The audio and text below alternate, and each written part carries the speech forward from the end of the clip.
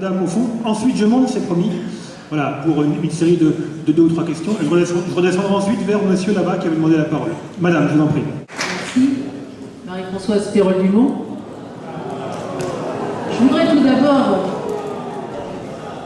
tout d'abord, monsieur Rousseau et vous, messieurs de RFF, je voudrais tout d'abord saluer, tout comme je l'ai fait hier en commission du développement durable et de l'aménagement du territoire devant votre président, monsieur Duménil, et le procès-verbal en atteste, je voudrais vraiment saluer la qualité du travail que vous conduisez sur ce dossier-là. La flagornerie n'est pas dans les habitudes. Vous avez instauré une qualité de concertation, une volonté de discussion dont nous voyons encore la preuve ce soir. Et je voudrais dire que je me félicite que nous puissions avoir, tenant d'une position ou tenant d'une autre position ce soir, bon an, mal an, même s'il y a un peu de chahut, mais c'est la démocratie, et bien une attitude respectueuse d'écoute et de confrontation des positions de chacun.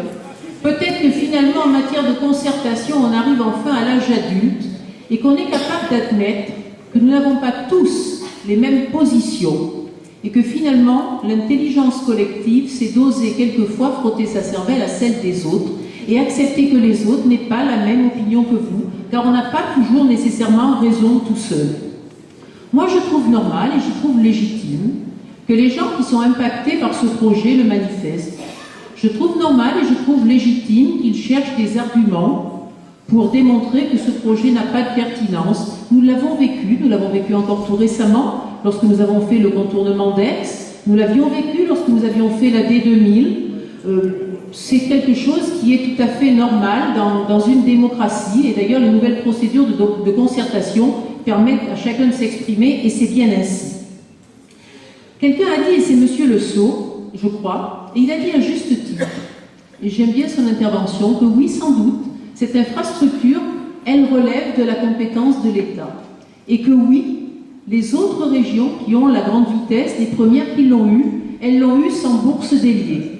Et que nous, effectivement, pour que nos enfants, nos arrière-petits-enfants, puissent avoir les mêmes chances que ceux qui sont dans d'autres régions, nous allons avoir à participer financièrement à la réalisation de cette infrastructure.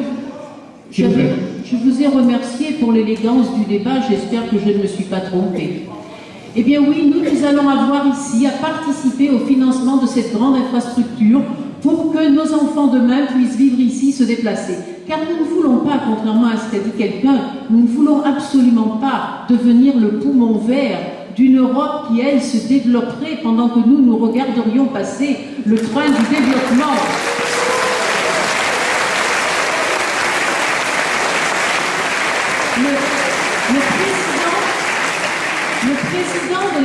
Le président de la SNCF, le président Pépi, toujours devant la même commission, car elle s'intéresse aux infrastructures et c'est pour ça que j'en suis membre. Je me suis battue pour hier. Le président Pépi, il y a 3 semaines, a dit exactement cette phrase-là. Tous les élus soucieux de l'avenir de leur territoire devraient se battre pour être liés à la grande vitesse. Et c'est bien parce que nous sommes soucieux de l'avenir de notre territoire que nous nous battons pour la grande vitesse. Quelqu'un a dit qu'il y aurait des impacts politiques. Mais c'est epsilonesque, ça n'existe pas. L'avenir de politique de tel ou tel n'a aucune importance. Ce qui compte, c'est d'avoir des convictions et de s'y tenir. C'est de se battre lorsque l'on pense avoir raison.